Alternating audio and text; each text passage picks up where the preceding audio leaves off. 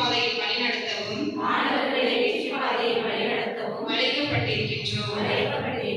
எனவே இந்த அர்ப்பண வாழ்வை மனநிறைவோடு பணியாற்றி எமது மாணவர்களை சிறந்த கல்வியாளராக மட்டுமல்லாமல் இயல், இசை, நாடகம், கலை இலக்கியம், கலாச்சாரம், தற்காப்பு நீதி மற்றும் வீரம் என்ற அனைத்திலும் மேம்பட்டவர்களாக உருவாக்கி இந்த தேசத்தின் முன்னேற்றத்திற்காக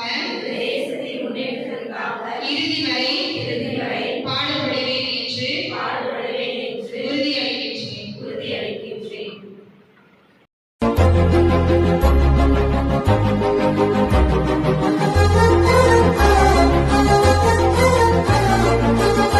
மறந்ததுனால நான் சொல்றேன். என்ன நடக்குது அப்படின்னா, பொருட்களை அன்பு செய்து கொண்டு மனிதர்களை பயன்படுத்திக் கொண்டு வாழக்கூடிய ஒரு பொய்யான அன்பு தான் இந்த உலகத்தில் நம்ம பார்க்கிறோம். அப்பா பயங்கரமா அன்பு செய்வாங்க, அப்பதான் ஐபோன் வாங்கி தருவாங்க.